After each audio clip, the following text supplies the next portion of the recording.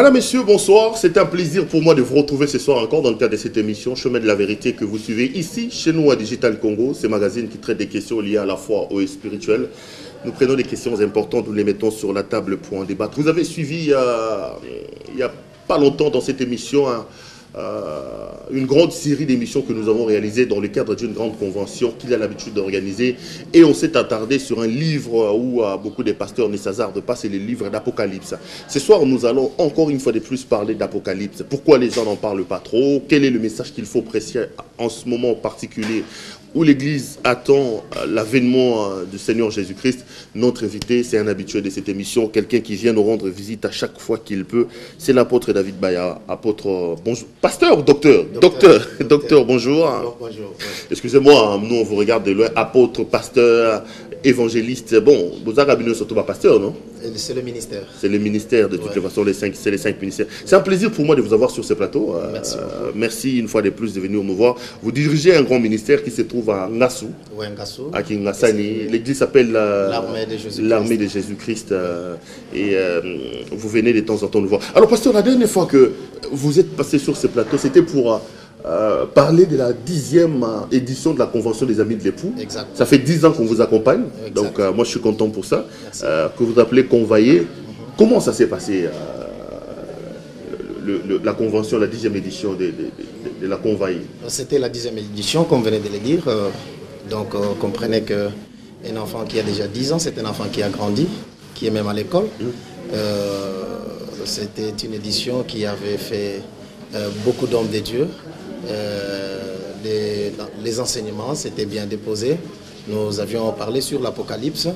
Et puis, il y a eu aussi les grands de Tchangou qui étaient là sur place, nos patriarches, par exemple l'apôtre Benimoke, et aussi docteur Fumba qui devrait être là, qui n'était pas là.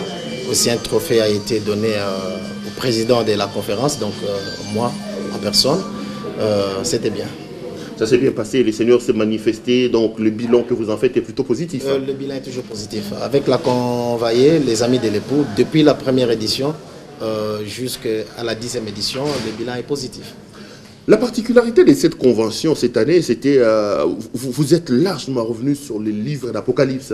Moi, ça m'intéresse. Je voudrais d'ailleurs que dans cette émission, qu'on revienne une fois de plus sur Apocalypse.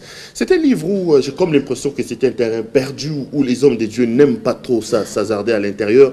Quelle est la forme réelle de l'Apocalypse par rapport aux autres livres de la Bible? Parce qu'on a l'impression qu'on prêche Matthieu, on prêche Genèse, mais pas Apocalypse. C'est comme si c'est un mystère que les hommes de Dieu n'arrivent pas à pénétrer jusqu'à aujourd'hui. Le livre d'Apocalypse, en réalité, c'est une vision. C'est une vision, et dans cette vision, il y a d'autres visions qui sont à l'intérieur. Et puis, il y a des symboles, il y a plusieurs images dans l'Apocalypse. Donc des visions, des symboles, des images qui se trouvent dans l'Apocalypse. Et comme nous l'avons dit la fois passée, que l'Apocalypse était un livre de la conclusion, un livre de la révélation qui est donné. Pour entrer dans l'Apocalypse, il faut avoir l'esprit de la révélation, parce que ça prend tous les livres. Vous ne pouvez pas parler de Matthieu si vous n'avez pas la maîtrise sur l'Apocalypse. Vous ne pouvez pas parler de Luc si vous n'avez pas la maîtrise. Vous ne pouvez pas parler d'Ésaïe, vous ne pouvez pas parler de Daniel, même pas d'Ézéchiel, si vous n'avez pas la maîtrise sur l'Apocalypse. Donc l'Apocalypse, c'est un peu la conclusion qui englobe un peu, qui fait un peu le résumé de tous les livres de la Bible. Exactement. Donc, si vous avez la maîtrise de l'Apocalypse, c'est un livre prophétique, vous aurez la maîtrise de toutes les pensées, de toutes les paroles prononcées. Mais pourquoi ça donne l'impression d'être un livre hermétique, un livre fermé où les hommes de Dieu ne s'hasardent pas sur le terrain? Parce que c'est un livre qui cache le mystère des temps de la fin. C'est un livre qui cache le mystère depuis la création. C'est un livre qu'on ne doit pas aborder par tout le monde. Là, c'est une révélation que le Seigneur a donnée à son serviteur Jean pour ses serviteurs, annoncer des choses qui vont arriver par la suite du temps. Vous comprenez, c'est un livre scellé, comme Dieu avait dit autrefois aussi à Daniel. Scelle ces livres, cache ces paroles secrètes au temps de la fin. Plusieurs les liront. Donc, c'est-à-dire, c'est un livre qui est adressé à un peuple bien destiné pour sa vie éternelle. C'est un livre également controversé, un livre polémique, car c'est un livre qui est, par exemple, aujourd'hui à la base d'une sorte de séparation des branches des branhamismes. Par exemple, je vais prendre un thème qui divise les gens, le ministère des 7 sceaux. Les mystères des 7 sceaux, on en a déjà parlé dans cette émission. Il y a des gens qui pensent que ça a été révélé. Il y a d'autres qui disent que les 7 sceaux ne sont jamais révélés. Tout ça. Est-ce que vous croyez, par exemple, qu'un thème comme celui-là, le mystère des 7 sceaux, vous avez évoqué ça aussi au niveau de la convoyée cette année? Exactement. C'était parmi, d'ailleurs, les thèmes tellement importants, parmi tout ce que nous avions Et vous croyez que les 7 sceaux ont été révélés? Mais écoute, comme j'ai toujours dit, et je tiens à vous informer que l'Apocalypse, c'est un livre prophétique. C'est un livre prophétique. Si vous classifiez la prophétie par rapport à sa lune du temps, je crois que vous n'aurez pas assez de difficultés pour expliquer l'Apocalypse, parce qu'il y a la prophétie qui concerne Israël, il y a la prophétie qui concerne l'Église des nations. Alors, il faut que chaque branche se retrouve, l'Église se retrouve à sa ligne du temps, et puis Israël se retrouve dans sa ligne du temps. Vous n'aurez pas de complications pour dire, par exemple, que les 7 sceaux ont été révélés ou les 7 sceaux n'ont pas été révélés. Vous comprenez? Par exemple, lorsque nous sommes en train de parler sur les 7 sceaux, ce sont des manifestations. Les manifestations du diable. Comment est-ce que Satan va travailler dans le dernier temps? Et la Bible dit que le mystère de l'iniquité agit déjà. Il y a une période où le diable doit se manifester totalement. Mais dans notre époque, il est en train de se manifester d'une manière partielle. C'est pour autant dire le premier cheval, le deuxième cheval, le troisième cheval, le quatrième cheval. Si nous pouvons encore, s'il vous plaît, faire la rétrospective, nous avions dit qu'il n'y a pas 4 chevaux, il n'y a qu'un seul cheval et il y a un seul cavalier et il utilise le cheval, c'est lui qui influence la couleur du cheval. Le cheval blanc, par exemple, le cheval noir, le cheval pâle, le cheval lourd. Qui est sur le cheval? C'est le diable. C'est lui qui donne la forme de la couleur du cheval. Et quand la couleur du cheval symbolise une certaine manifestation. Par rapport au temps. Par rapport au temps. Je prends par exemple le cheval blanc. Ça, c'est le ministère de la sainteté. C'est-à-dire que le diable prend la forme d'un agneau. Il vient par une influence, par exemple, comme un prédicateur. Comme on en voit aujourd'hui. Aujourd'hui, il y a des pasteurs qui prêchent Jésus, exactement, mais qui en coulisses sont des occultistes. Il y en a nombreux. Exactement. Qui utilisent l'occultisme pour... C'est ça le cheval blanc. Par exemple, le cheval roux, c'est la couleur rouge, la couleur du sang. C'est-à-dire, le cheval là, il ne vient que pour tuer. Dans la grande tribulation, les gens vont mourir. C'est la manifestation du cheval roux. Mais cela n'exclut pas, en notre temps, qu'il y ait aussi la manifestation des faux prophètes. Voyez-vous, cela n'exclut pas que dans le temps aussi qu'il y ait la mort, les tueries, ça se fait. Donc, pour la manifestation des sceaux, c'est une manifestation qui arrivera dans le temps de la tribulation, la petite et la grande tribulation d'Israël. Mais nous aussi, nous sommes en train de vivre ces manifestations d'une manière partielle. Voilà. Pasteur, je vais ouvrir une parenthèse un peu eschatologique quand même, parce que l'Apocalypse aussi parle aussi de l'eschatologie. J'ai fait un débat la semaine passée ici, je n'ai pas trop bien compris, sur ce qui arrive après la mort. Qu'est-ce qui arrive après la mort? De quoi sera fait la fin du temps? Christ va revenir comment? Est-ce que brièvement, restons dans le contexte de l'Apocalypse, vous pouvez nous expliquer un peu, je meurs aujourd'hui, ça va se passer comment? Après 10 ans, après 1000 ans, après ces choses-là, qu'est-ce qui va se passer concrètement? D'abord, vous devez savoir, il y a la première résurrection dont la Bible est en train de parler. Cette résurrection, elle n'est pas visible. C'est dans le temps de l'enlèvement. C'est-à-dire quelqu'un qui meurt aujourd'hui, il attend. Son esprit va où? Il attend. Dans les cimetières, il va au ciel, il va où exactement? Paul dit ceci, je vais arriver. Paul dit ceci, au son de la trompette, par un signal donné, les morts qui sont morts en Christ ressusciteront premièrement. C'est ça, la résurrection. Nous, les vivants, nous n'allons pas précéder les morts. Nous serons revêtus de notre corps et nous irons au ciel. C'est ça la première résurrection. La deuxième résurrection des morts. C'est ça justement l'enlèvement. L'enlèvement. La deuxième résurrection des morts, ce sont tous ceux-là qui n'ont pas eu part à l'enlèvement. ils seront ressuscités pour passer à un jugement dernier. Parce que Frère Pierre dit ceci, que le jugement commence lorsque nous sommes dans la maison du Seigneur.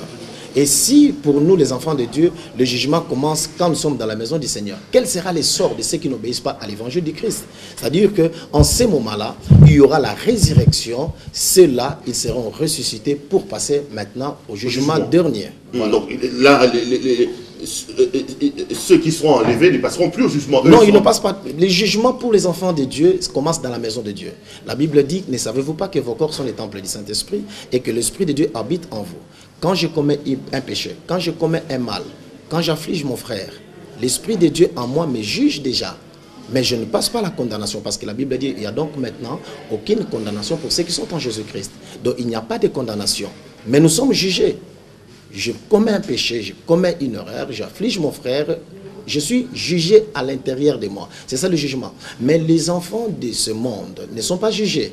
Ils ne sont pas jugés, commettent le péché, ils continuent à commettre le péché, ils vivent dans le péché. Il n'y a pas un jugement en eux. Ils attendent les derniers jugements pour passer maintenant à la condamnation. Voilà. Donc, docteur David, on reste toujours dans notre thème, mais j'aime aussi, ça m'a toujours resté à l'esprit, hein, une fois vous parlez du mystère du dragon rouge. Exactement. Ce thème-là m'a toujours retenu quand on dit le dragon va bouger sa queue au point même que les étoiles vont tomber. Exactement. Ça veut dire qu'en ce moment ici, il y a même des élus, il y a même des gens qui servaient les seigneurs, mais qui sont par terre, qui tomberont et qui seront séduits par le diable. Exact. L'Apocalypse les prévoit aussi. L'Apocalypse est en train de prévoir ça parce que la Bible dit que les dragons étaient devant la femme, n'est-ce pas? Il est devant la femme et Saké était en train d'entraîner les tiers des étoiles. Laquelle la Bible parle, laquelle c'est la séduction. C'est-à-dire en ce moment ici, il y a des gens qui avaient la Bible, qui parlaient de la vérité, qui témoignaient Christ, mais par la séduction du monde. Ils ont été séduits par le présent. Ils ont été séduits par le bien. Est-ce que c'est possible qu'un homme qui a été appelé par Dieu puisse après se dérouter de sa route? Est-ce que c'est possible? Un homme qui a été élu, la Bible dit Dieu ne se répand pas de ses dons. La Bible dit que mon serviteur tombe 7 fois, il se relève 7 fois. Est-ce un homme de Dieu, appelé par Dieu, qui a servi Dieu, peut-il se dérouter de son chemin et même rater le ciel? Dieu c'est la liberté. Dieu c'est la liberté. Il dit, vois, je mets devant toi la vie et la mort, le bien et le mal. Il laisse la liberté à l'homme de faire les choix. Tel que vous êtes là, vous n'allez pas dire que je suis dans le salut et je peux faire n'importe quoi. Quelle que soit mon option, il peut donc arriver que je déroute. Vous allez vous dérouter. Et Dieu m'abandonne aussi. Et comment? Vous avez la liberté de croire en Jésus-Christ. Il met devant vous la parole. Vous vous souvenez, autrefois, il a dit à Josué que ce livre de la loi ne s'éloigne point de ta bouche. Mais dites-les jour et nuit en mettant en pratique tout ce qui est écrit alors que tu réussiras. C'est un peu contradictoire au verset qui dit ce n'est ni par ma force ni par ma puissance, c'est par mon esprit, c'est par l'esprit de l'Éternel. D'un côté, cet esprit-là aide les autres à rester dans la foi, à marcher avec Dieu et à rester ferme dans leur foi. De l'autre, il abandonne les autres qui tombent et qui se déroutent de leur chemin. C'est ça aussi la question. Mais non, l'esprit n'abandonne personne.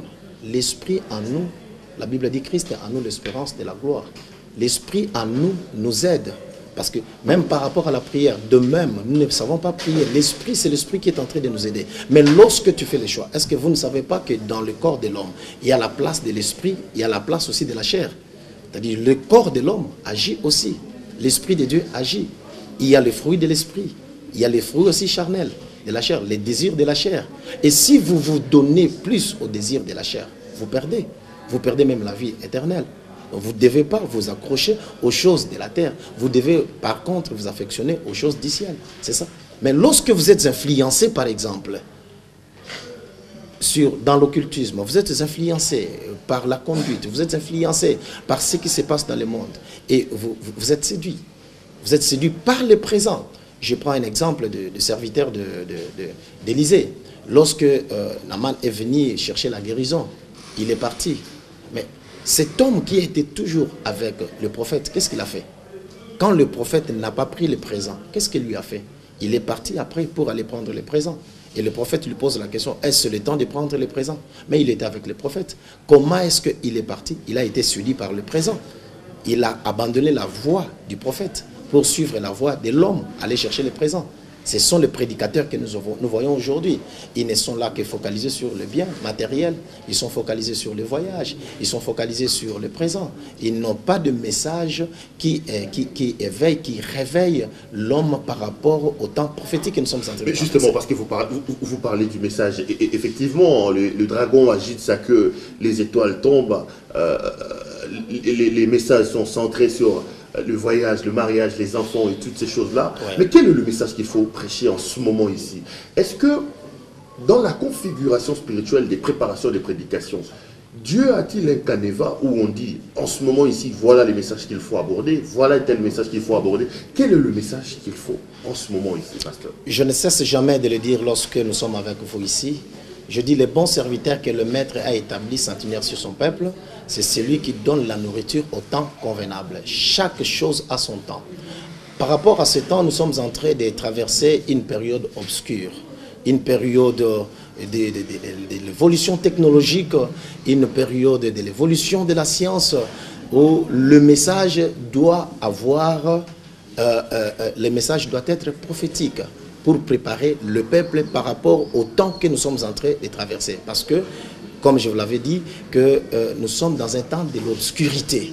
Même quand le Seigneur viendra chercher l'Église, il ne viendra pas chercher l'Église dans le réveil, comme on dit, le réveil spirituel. Les gens seront dans l'obscurité, dans la distraction. La science évolue, comme je l'ai dit précédemment. La technologie évolue. C'est pas, vous serez informé ou vous êtes déjà informé. Vous avez appris, quelqu'un est venu, il a dit même à haute voix que nous sommes dans une évolution scientifique, alors nous ne pouvons plus prêcher nos fidèles avec la Bible qui a déjà daté de 2000 ans. Il faut modifier les contextes bibliques, il faut changer ce qui est dit dans la Bible, il faut modifier et changer même les noms de la Bible. Voyez-vous, quelqu'un comme ça est sorti, il a publié ça. C'est un chef spirituel d'un culte reconnu officiellement, qui veut changer la Bible. Mais que dit la Bible par rapport à ce que lui vient de dire? La Bible dit que la bête cherchera à changer les temps et la prophétie, la loi. Voyez-vous? Maintenant, il faut focaliser le peuple qui écoute. Il y a ceux-là qui acclament, mais ils ne comprennent pas que c'est la préparation de la bête. Aujourd'hui, nous sommes en train de voir la Syrie, nous voyons la Chine, nous voyons la Russie, qui sont maintenant, la Corée, ils sont ensemble. Nous sommes en train de voir la France, l'Europe unie avec l'Amérique, qui sont ensemble. Nous sommes en train de voir la guerre contre Israël. Où va le monde par rapport à cette évolution technologique avec cette guerre que nous sommes en train de voir? Où est-ce que nous partons? Vous ne voyez pas qu'il y a la 3e guerre mondiale qui est en train de se préparer? Et que dit la Bible par rapport à ça? Là, je ne vois pas la guerre mondiale comme nous sommes en train de penser, mais je suis en train de voir l'Armageddon qui se prépare déjà. Voyez-vous, quel est le message faut-il prêcher le peuple par rapport à ces temps? Il faut dire à ce peuple de se préparer. Parce que moi, je suis un homme de Dieu qui dit à la télévision, écoutez, peuple de Dieu, Azananzala, d'un côté a été la bête qui sort de la mer, d'un côté a été la bête qui sort de la terre. S'il vous plaît. Attends, je vais vous appuyer à l'Ouaka. Au liété, au Théitoligny Bateo 24 veillards, au Ligny Bateo mystère du dragon. Tout aussi, ça donne Makambo Yakolia. Ça, j'entends souvent ça avec revenir là-dessus. Écoutez, moi, je suis très désolé si un homme de Dieu doit d'abord trouver la solution pour les manger. La Bible dit, ne vous inquiétez donc pas de ce que vous allez manger, de ce que vous allez porter. Ok? Ça, ce sont des païens qui en ont besoin. Mais votre Père Céleste sait donc de quoi vous avez besoin. Cherchez premièrement le royaume des cieux. C'est ça. Donc, si un homme de Dieu se tient devant le peuple pour parler sur le manger, sur le vêtement, si je vous prêche l'Europe, écoutez, demain vous allez à l'Europe, après. Et si vous prêchez les États-Unis, vous allez aux États-Unis, après. Si je vous prêche à manger et que vous avez à manger, après. Où est la suite de toutes ces choses? Il faut préparer l'homme pour son éternité. L'homme peut manger, il peut porter les habits, mais son cœur aura toujours besoin de l'éternité. Et quel est cet homme de Dieu qui doit nier la présence de la bête qui sort de la terre ainsi que de la mer? Il nie l'Apocalypse 13. Quel est cet homme de Dieu qui doit nier l'Apocalypse 12? Quel est cet homme de Dieu qui doit nier l'Apocalypse 17? quel est cet homme de Dieu? Quel est le message que vous apportez au peuple par rapport à ces temps? Éclairer le peuple de Dieu. Le peuple de Dieu n'a pas besoin de toutes ces choses. Il a besoin de rencontrer son Seigneur, car Jésus revient bientôt. Qu'est-ce que je suis censé comprendre? Je suis censé comprendre qu'en ce moment ici, il faut que les hommes de Dieu mettent un peu des lunettes en myope, en regardant la situation de l'évolution du monde. Exactement. Et en les corroborant avec les promesses de Dieu. Exactement. C'est ce qu'il faut. Il faut, la Bible dit que nous tenons plus au temps la parole prophétique qui soit une lampe qui brille dans un lieu obscur. Nous traversons un moment de l'obscurité où tout le monde est entré dans le Facebook, tout le monde est entré dans le WhatsApp, tout le monde est entré dans les réseaux sociaux. Les gens ne s'intéressent plus de la parole de Dieu. Les gens sont dans la distraction. Les gens ne voient que ce qui évolue, la science qui est en train d'évoluer, mais ils ne voient pas la fin. Mais dans cette évolution de la science, les diables se préparent dans cette évolution de la science. Et comment le peuple de Dieu, comment l'homme de Dieu, celui qui porte le peuple après lui, ne peut pas informer au peuple de Dieu exactement ce qui se prépare? Il faut apporter le message qui doit éclairer le peuple. La Bible dit, si un aveugle conduit un aveugle, tous vont tomber dans un trou. Ce message qui est clair, c'est quoi? Dire aux gens que préparez-vous, Jésus revient. Concrètement, qu'est-ce qu'il faut dire? Écoute, la parole de Dieu a des symboles, a des signes, a des visions. Il faut classer la parole de Dieu, il faut classer le peuple par rapport à son temps. Israël a passé un temps avec Dieu, il passera son temps avec Dieu. Nous, l'Église des nations, nous passons un temps avec Dieu. Notre temps s'arrêtera quelque part. Après ce temps, la Bible parle de cet événement de l'enlèvement. Si vous ne parlez pas à ce peuple par rapport à son ascension, quand tu vas quitter la terre pour aller rencontrer son Seigneur, et quel est le message et quel est le travail que vous êtes en train de faire? Parce qu'il faut préparer le peuple à la rencontre de son Seigneur. Donc,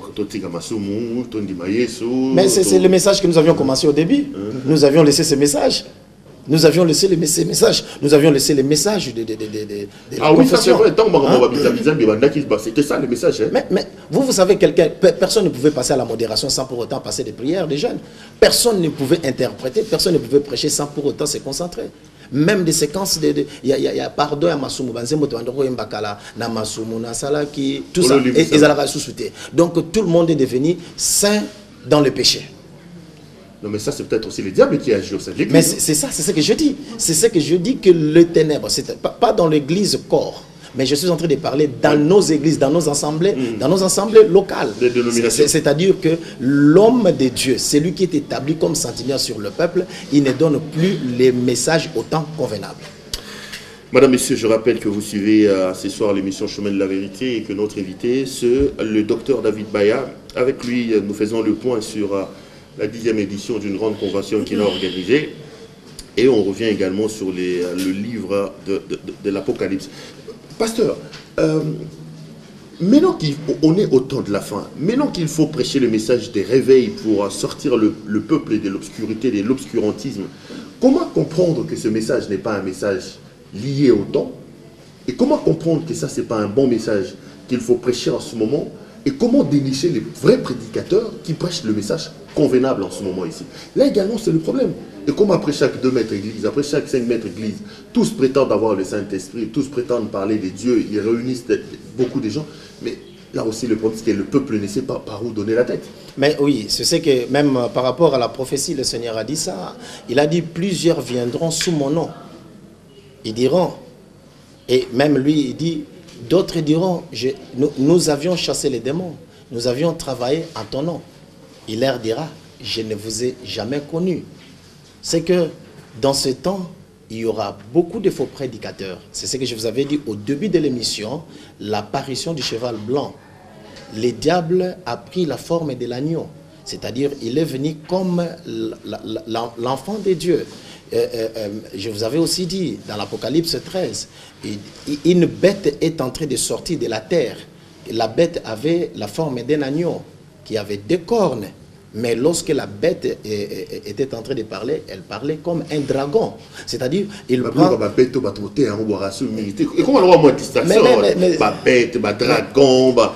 C'est le message qui doit être enterré. On a l'impression que ce sont des rêveries, tout ça. Hein? les 24 vieillards, le ciel, le bata passé au Mukuna, au sein, on n'y bana baliété.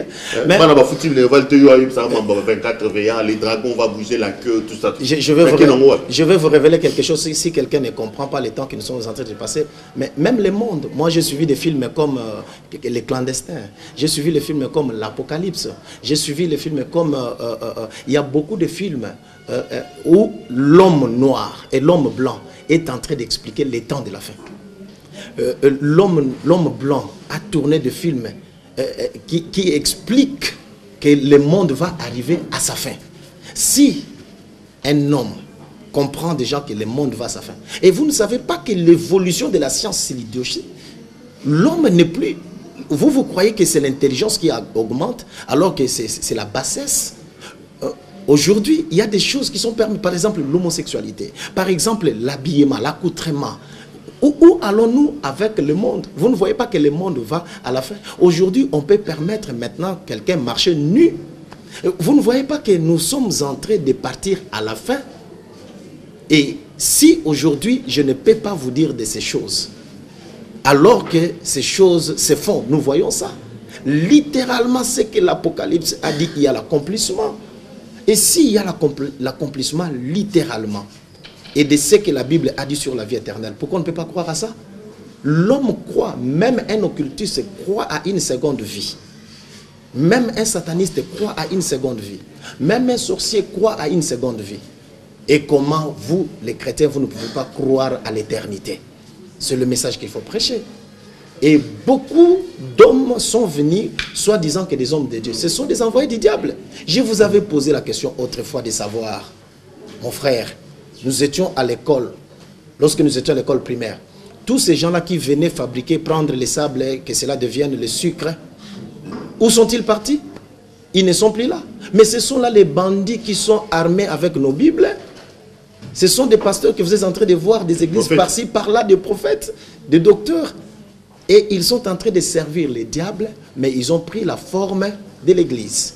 Voilà.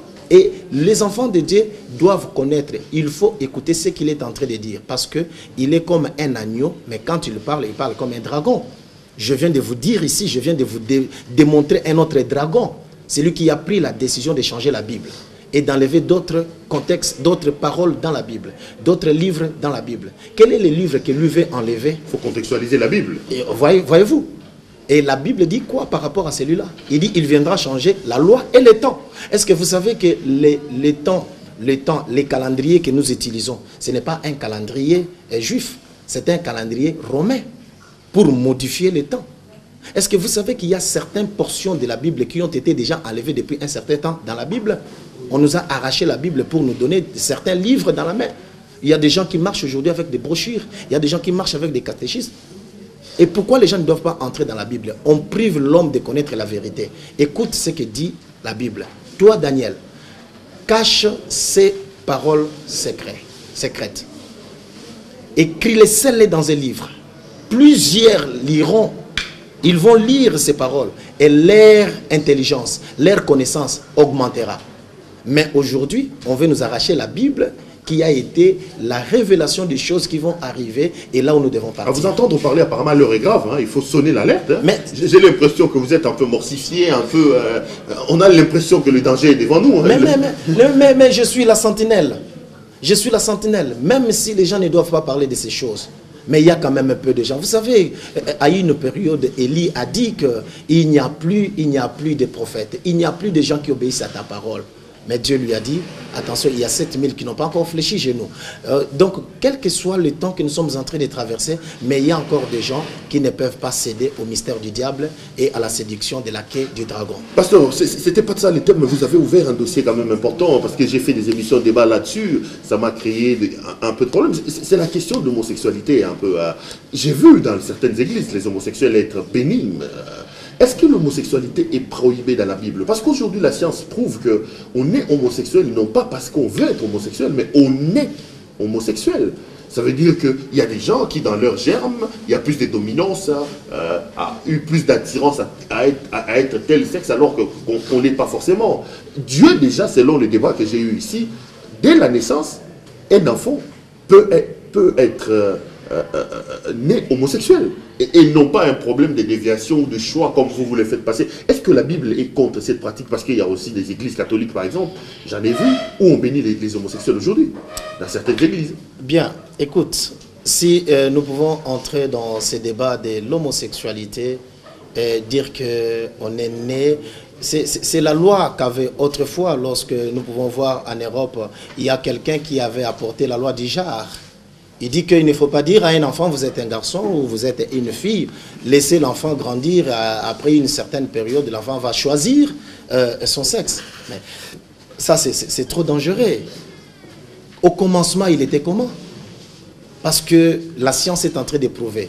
Je suis contre de ce que la science est en train de dire. Non. Je suis pour ce que la Bible est en train de dire.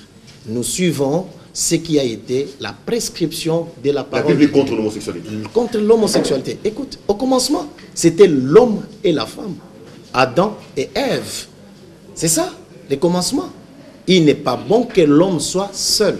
Je ferai à l'homme une aide semblable. C'était Ève. Voici cette fois, celle qui est l'os de maison. On l'appellera Isha, femme. C'est qui? Ève, qui vient pour aider l'homme. Et les deux vont marcher ensemble pour faire la progéniture, hein, pour remplir.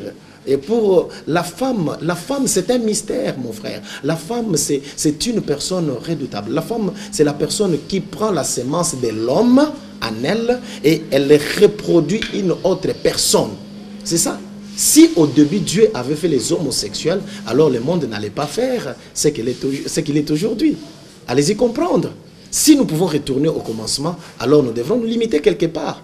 Si aujourd'hui on peut adopter un enfant parce qu'on accorde aux homosexuels d'adopter les enfants. Mais si au commencement nous n'étions que homme-homme et femme-femme, dis-moi on devrait adopter comment? Donc l'homme devrait rester l'homme, la femme devrait rester la femme. On a besoin de la progéniture. Et voilà comment est-ce que la Bible est en train de refuser ces choses.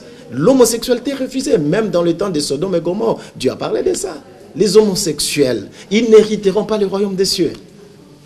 Donc ça, c'est aussi la manifestation du diable en ces temps de la fin où nous sommes. C'est ça. Ça, c'est un message qu'on ne peut pas prêcher aux États-Unis, hein, sinon la police sera derrière vous. Hein. Malheureusement, qu'est-ce que les États-Unis par rapport à la promesse? C'est un message que le monde évolue. Hein, le monde est en train d'évoluer, il faut s'adapter au concept et au contexte des choses qui se font. Du monde. Mais qu'est-ce que le Seigneur a dit? Vous êtes dans le monde, vous n'êtes pas de ce monde. Ne vous confiez pas au siècle présent. Soyez transformés par le renouvellement de l'intelligence pour savoir ce qui est bon, ce qui est mauvais. Ne suivez pas la multitude pour commettre les péchés. Nous avons notre culture. Nous devons respecter notre culture. Notre culture, c'est dans la parole de Dieu. Parce que rentrons dans l'Apocalypse. L'Apocalypse parle de beaucoup de prophéties, de beaucoup de prophètes. Au temps de la fin où nous sommes, nous avons aussi nos prophètes. Un prophète qu'on dit être un prophète majeur. J'aime bien quand les branhamistes disent ça comme le prophète Branham. Quelle est la place, le rôle des autres prophètes, comme Branham par exemple, dans le livre d'Apocalypse? Et pourquoi vous aimez toujours parler de ces prophètes? Non, mais parce que c'est comme le poisson qui va mater à eux, non. Non. Donc,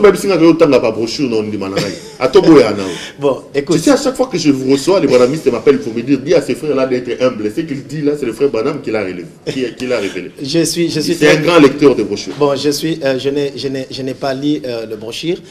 Si tu parles de Branham, d'ailleurs, je crois que c'est la première personne qui a prêché l'Apocalypse avec beaucoup d'erreurs. Beaucoup d'erreurs. Je dis avec beaucoup d'erreurs. Donc dire que c'est lui qui est... Et l'Apocalypse n'est pas l'apanage d'un homme.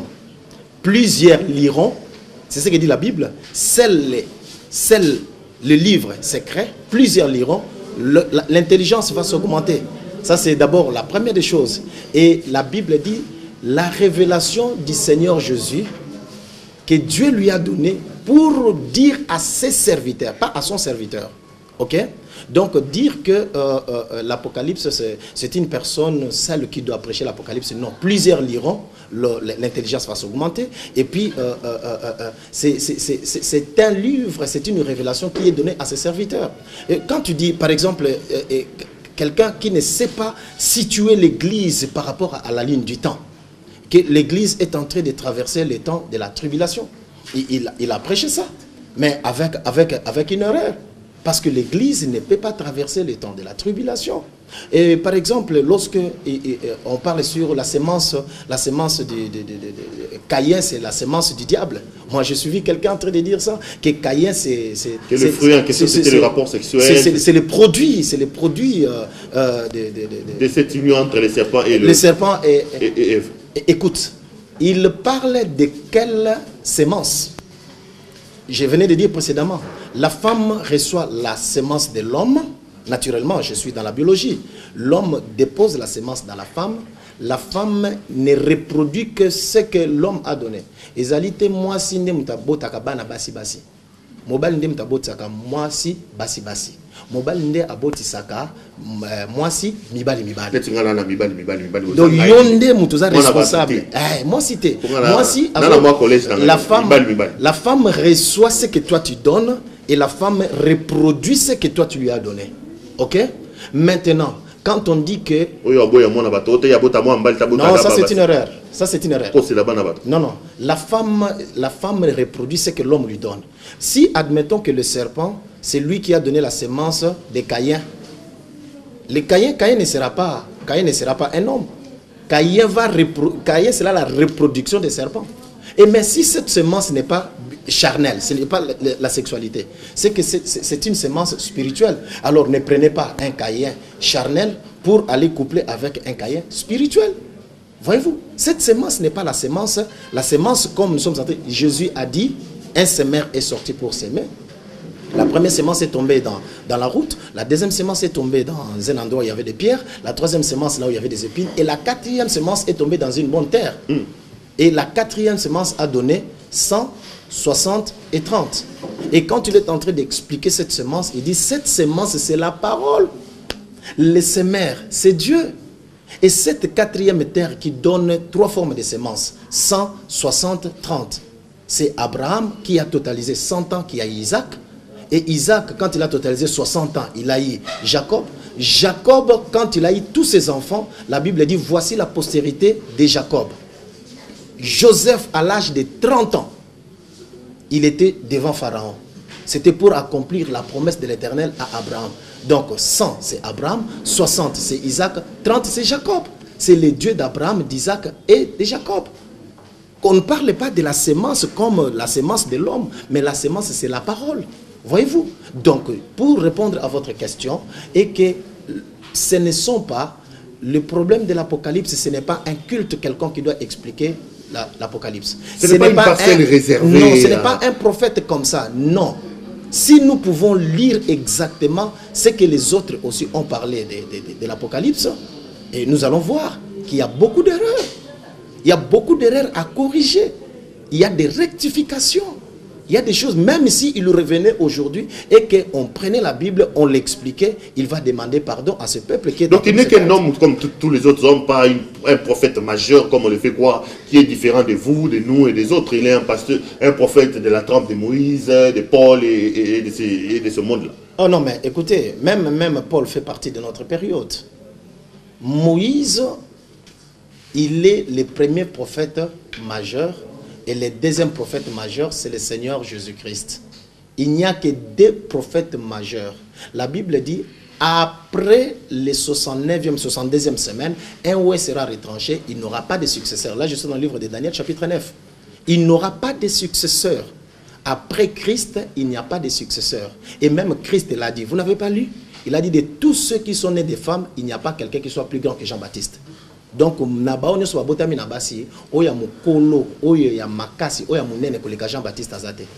Christ a parlé de Jean-Baptiste, il n'a pas parlé de lui.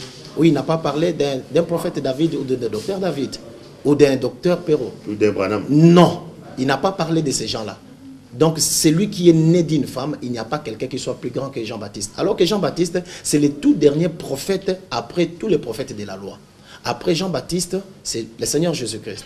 Et Moïse avait dit, le Seigneur Dieu suscitera parmi vos frères un prophète comme moi. Et vous l'écouterez. Donc le prophète qui doit venir après Moïse, il doit être comme Moïse. Nous voyons tout ce que Moïse a apporté, je vous avais dit ça dans d'autres émissions, j'ai dit Moïse a apporté la loi, Moïse a apporté les cultes, Moïse a apporté l'alliance. Et le prophète qui doit venir après Moïse, il doit être comme Moïse, il doit porter la loi, il doit porter l'alliance, et il doit porter le culte. Alors le culte que nous sommes en train de faire aujourd'hui, c'est le culte apporté par le Seigneur Jésus. Le culte de Moïse était là, la loi de Moïse était là, l'alliance de Moïse était là. Le Seigneur Jésus-Christ nous a apporté une autre alliance. Il nous a apporté un autre culte. Il nous a apporté une autre loi. Quelle est la loi du Seigneur? C'est l'amour.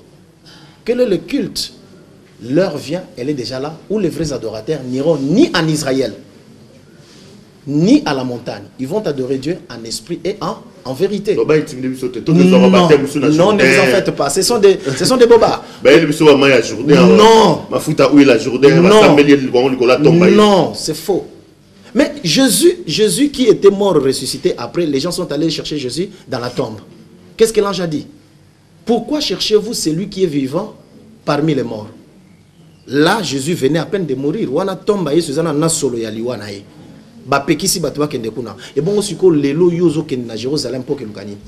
Donc, ce que je suis censé comprendre, est-ce qu'il faut rester dans la parole, quelle que soit la taille ou la carrure de l'homme? Avec beaucoup de gens, pourquoi tu aimes me citer les gens? Pourquoi tu aimes me citer les gens? Il faut qu'on se le dise. Non.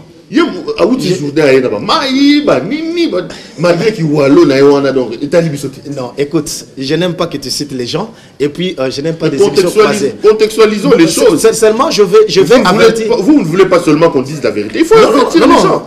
Au regard de ce que vous dites. Lui, il est allé en Israël, tout ça, tout ça. J'ai un de mes amis ici, le prophète Antoine Bichamba, que je salue.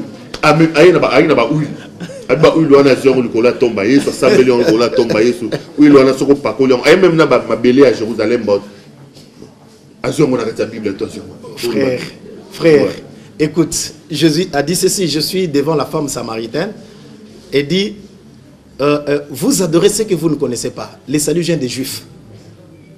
L'heure vient, elle est déjà là, où les vrais adorateurs n'iront ni à la montagne, je suis dans les Écritures, hein, ni à la montagne, n'iront ni en Jérusalem pour adorer. Pour adorer, il faut adorer en esprit et en vérité. Les paroles que je vous ai dites sont vie et esprit. L'adoration ne fait pas dans l'eau, l'adoration ne fait pas dans l'huile, l'adoration ne fait pas en Israël. Je vais retourner en Israël. Pour adorer Dieu, il fallait qu'il y ait l'autel d'Holocauste. Il fallait qu'il y ait la cuve de rang. Il fallait qu'il y ait l'arche. Bon, je suis allé trop vite. Il fallait qu'il y ait l'autel du parfum. Il fallait qu'il y ait la table de proposition. Il fallait qu'il y ait les chandeliers. Il fallait qu'il y ait l'arche. Dans le lieu très saint, dans le lieu saint, et puis dans les parvis. Ok? C'est ça l'adoration que Moïse nous a apportée. Et maintenant, ce temple-là n'existe plus. Parce que Salomon avait dit, même si ton peuple est allé loin, s'il regarde dans cette maison, exauce-les. Maintenant, cette maison n'existe plus. Et Jésus vient et dit, détruisez-moi cette maison, je vais la rebâtir après combien de jours? 3 jours. Donc, le temple réel, c'était son corps, et qui a été rebâti après 3 jours, la mort et la résurrection. Où se trouve maintenant l'adoration? L'adoration se trouve dans Jésus. Où se trouve l'alliance? Il dit, je vous apporte une alliance nouvelle. L'adoration se trouve dans un homme, pas dans des histoires, pas dans la tombe. Maintenant, toi qui n'as pas la possibilité d'aller à Jérusalem, et toi qui n'as pas la possibilité... l'eau, voilà, maintenant cette eau-là va terminer. Je vais te donner une... Écoutez, je vais te donner une eau. Cette eau-là jaillira toute ta vie. Tu n'auras plus besoin d'aller acheter de l'eau, ni de l'huile, ni de vin. Mais cette eau-là, c'est la parole qui doit couler toute ta vie. Même si tu y es incarcéré dans une maison. Mais si tu as la parole de Dieu, comme Pierre qui était en prison, il était délivré par la parole. Écoute mon frère, le salut, c'est dans la parole. Quand vous acceptez la parole de Dieu, vous mettez la parole en pratique, c'est là où il y a le salut. Ce n'est pas dans toutes les bizarreries là. Non, Somba. non, je vous en prie, sortez. Docteur David, on me signale à l'oreille content petit à petit vers la fin de cette émission. Je crois qu'il nous reste quelques 5 petites minutes. Mais finalement, là, on a fait un peu le bilan de la 10e édition. Il y a eu une 11e édition, parce que la Convoyée, c'est une convention que vous organisez chaque année. Ouais. Mais non, nous sommes à la 11e édition. Vous allez parler de quoi et c'est pour quand? Nous continuons toujours à parler de l'Apocalypse. Donc on reste dans l'Apocalypse. L'Apocalypse, c'était la première partie, nous avions parlé sur chaque chapitre. Chapitre 1, 2, 3 jusqu'au 21, bien qu'on n'avait pas terminé. Maintenant, nous sommes en train de parler de l'Apocalypse par rapport aux événements. Par exemple, les retours glorieux de Jésus. Par exemple, la Nouvelle Jérusalem. Par exemple, l'Armageddon. Par exemple, parler de Jésus mystère. Parce que Jésus, dans l'Apocalypse, c'est lui le roi. Alors, il faut plus l'appeler le Fils de Dieu. Il faut l'appeler Dieu parce qu'il y a un temps où il est le Fils de Dieu, il y a un temps où il est Dieu. Et maintenant, dans l'Apocalypse, c'est lui-même qui est Dieu parce qu'il n'y a qu'un seul trône. Voyez-vous, cette année, nous devons parler de ces grands thèmes. Et par exemple, ce que j'étais en train de vous dire, actualiser la ligne du temps, c'est-à-dire placer chaque événement à sa période pour que les gens ne puissent pas se perdre. C'est ce que nous allons parler cette année ici. Ces événements, on regarde des événements qu'on voit dans le monde. Exactement. Parce que c'est quand même important. Hein. Exactement. C'est-à-dire, on prend ce qui se passe dans le monde et on est en train de contextualiser ça littéralement, c'est-à-dire par l'exactitude des choses. C'est ça. Ça sera quand la 11e édition? C'est au mois de juillet. Comme d'habitude. C'est au mois de juillet. Donc nous commençons le 22.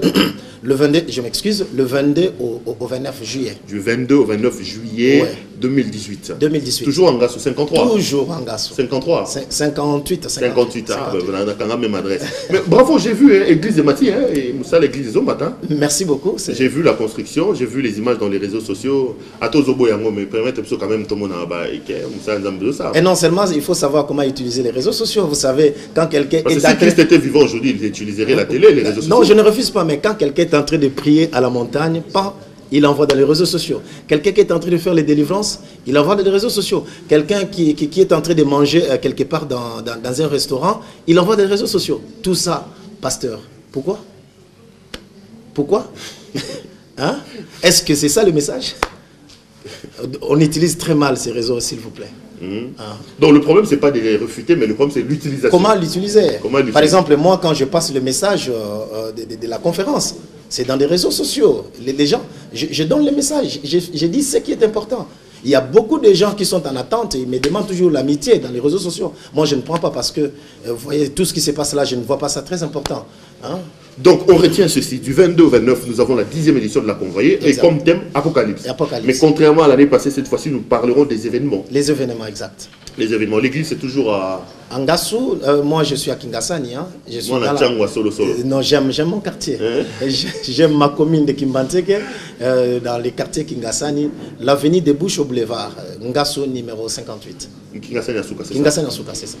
Donc vous voulez entrer en contact avec les pasteurs, retenez qu'il organise la 11e édition de la Convoyée, Convention des Amis de l'Époux. Convoyée, ça signifie quoi? Une petite publicité pour ça. Convention, les Amis de l'Époux. Les Amis de l'Époux, ce sont ceux-là qui sont restés dans le message de l'Époux. Ils parlent... Ça qui alerte les gens que l'époux est en route. L'époux est en route, en train de venir. Donc ceux qui veulent entrer dans ce travail, d'avertir le peuple, les fidèles, qu'ils viennent parce que le message ne parle que sur l'époux ainsi que l'épouse. Et les invités, vous avez déjà un casting qui vont intervenir? Oui, bon, on est en train de chercher, on cherche les orateurs, les talentueux, ceux qui vont animer cette conférence. On ne connaît pas encore exactement. Hein, Je crois dans l'émission prochaine, on parlera des orateurs. C'est bon, merci beaucoup. Je crois qu'on est arrivé à la fin, pasteur. Vous avez une ou deux minutes pour conclure cette émission. Revenez après quand les choses vont avancer pour qu'on parle un peu plus en profondeur de cette 11e édition. J'invite tous les hommes de Dieu, surtout les hommes de Dieu, parce que les coqs chantent pour Pierre. Quand Pierre pleure, il conduit bien l'église. Les hommes de Dieu, ceux qui ont besoin d'avertir le peuple, qu'ils viennent beaucoup dans cette grande conférence pour étudier l'Apocalypse. Nous ne voulons pas que l'Apocalypse soit l'apanage d'une certaine personne et que tous les hommes de Dieu commencent à décortiquer l'Apocalypse avec beaucoup de facilité et beaucoup de lumière. Et aussi, ceux qui veulent me contacter, je ne sais pas si on va donner ça, mon numéro à la fin. Hubert va mettre...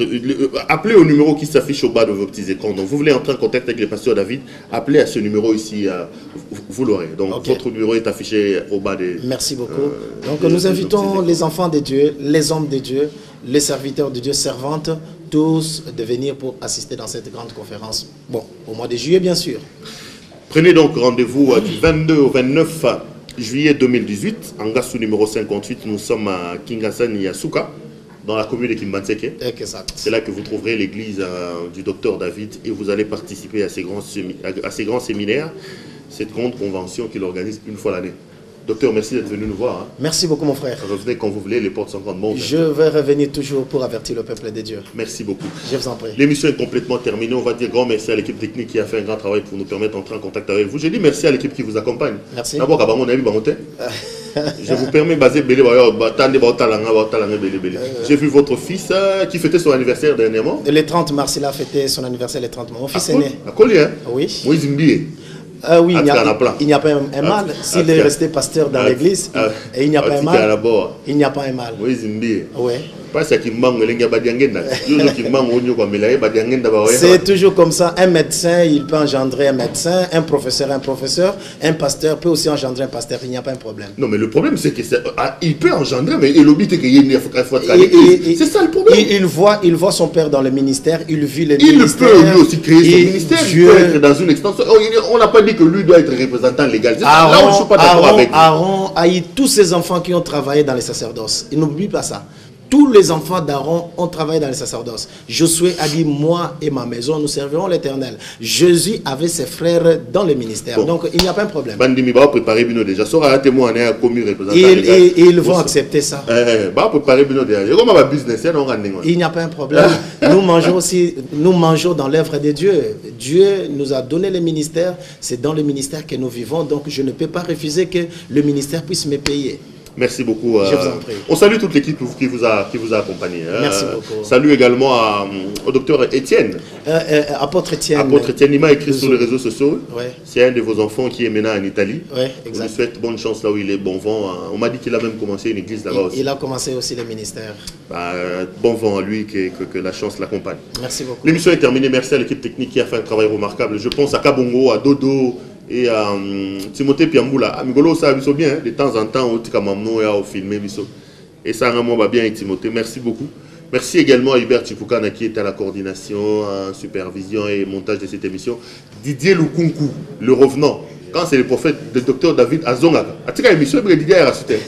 On a donc, il y a un spécial pour nous. Didier Lukunku était revenu pour la réalisation de cette émission. Je vous retrouve la semaine prochaine à la même heure et sur la même chaîne. Bonsoir et grand merci à vous de nous avoir suivis. Merci. Docteur, merci d'être venu.